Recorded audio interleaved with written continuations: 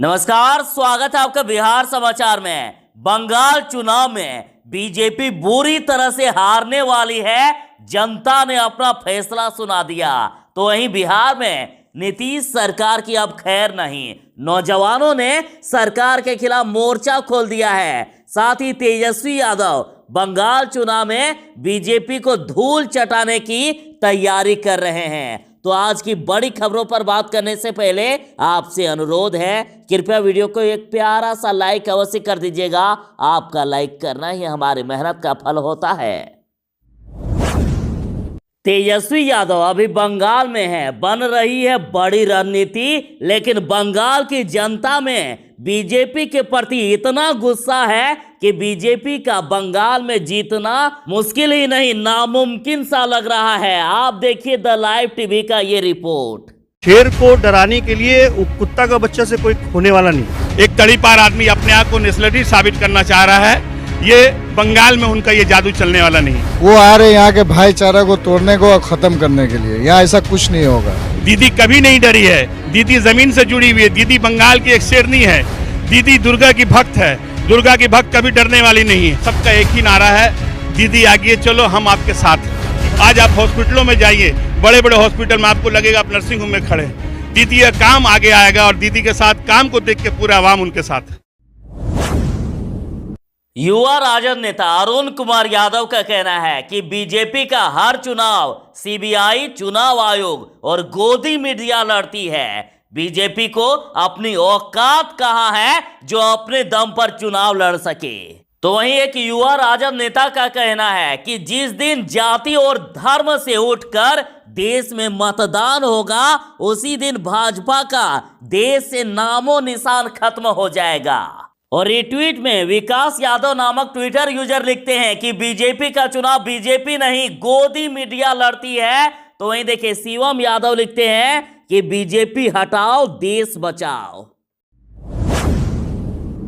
अब नीतीश सरकार की खैर नहीं। अब बिहार का युवा बर्दाश्त नहीं करेगा।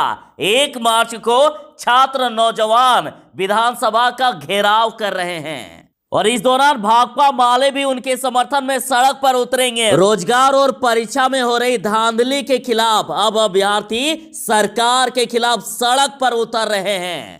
कहा जा रहा है कि परीक्षा लेकर के सरकार छात्रों और नौजवानों का अपमान कर रही है, उन्हें नौकरी नहीं दे रही है, जो हम बर्दाश्त नहीं करेंगे। कहा गया कि बिहार में जितने भी बहाली चल रही है सभी काफी पुरानी है और परीक्षा में धांधली भी काफी अधिक हो रही है। योग्य अभ्यर्थी को रोजगार नहीं मिल रहा है। छात्र और नौजवान के हित में सरकार काम नहीं कर रही है। अब बर्दाश्त नहीं किया जाएगा। मुख्यमंत्री नीतीश कुमार जी का आज 1 मार्च को जन्मदिन है और मुख्यमंत्री नीतीश कुमार अपने जन्मदिन के अवसर पर लेंगे कोरोना वैक्सीन। आज 1 मार्च को मुख्यमंत्री नीतीश कुमार 70 वर्ष के हो जाएंगे। 70वां जन्मदिन आज मना रहे हैं। साथ ही इनके जन्मदिन को पार्टी विकास दिवस के रूप में मनाएगा। इस दिन हर शहर, कस्बे और गांव के एक बूथ पर जदयू के कार्यकर्ता जुटेंगे और नीतीश कुमार जी के दीर्घायु की कामना करेंगे। साथ ही उनके विकास के कार्यों की चर्चा करेंगे। एक तरफ जहां मध्य प्रदेश के मुख्यमंत्री शिवराज सिंह चौहान ने यह कहा है कि 2 मई दीदी गई और बीजेपी आई, तो वहीं टीएमसी के चुनावी रणनीतिकार प्रशांत किशोर ने दावा किया है कि ममता बनर्जी सत्ता में लौटेगी, बीजेपी का सुफड़ा साफ होगा। उन्होंने ऐलान कर दिया है कि बीजेपी की इतनी खराब स्थिति होने वाली है कि वे 2.5 अंक भी नहीं ला पाएंगे, 10 सीट भी नहीं ला पाएंगे। इतनी खराब हार होने वाली है। और उन्होंने कहा यदि ऐसा नहीं हुआ तो मैं ट्विटर से संन्यास ले लूंगा।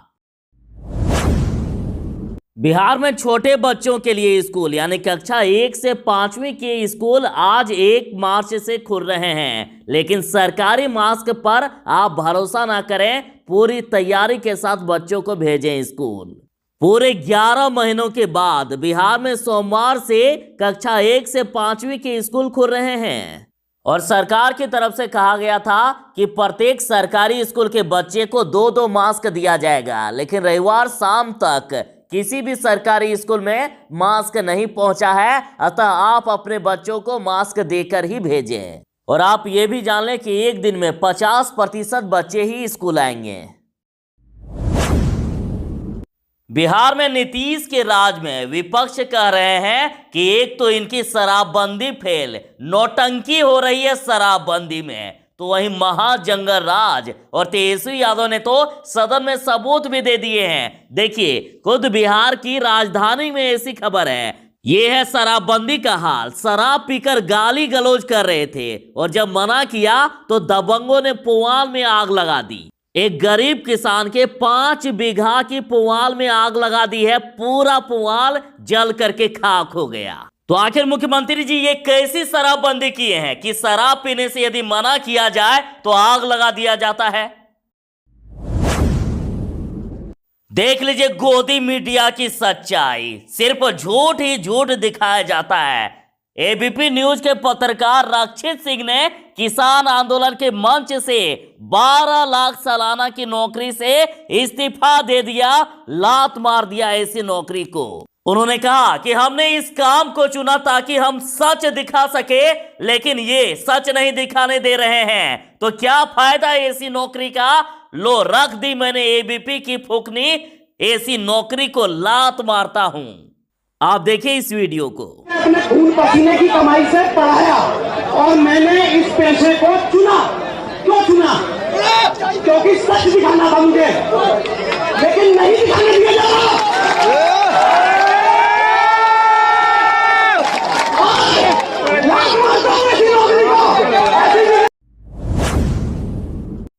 एबीपी न्यूज सी वोटर ओपिनियन पोल के अनुसार बीजेपी बुरी तरह से बंगाल चुनाव में हार रही है, लेकिन बंगाल में बीजेपी का सुफड़ा साफ हो सके, नामो निशान मिट सके, इसके लिए तेजस्वी यादव आज सोमवार को ममता दीदी से मुलाकात करेंगे, उन्हें पूरा समर्थन देंगे।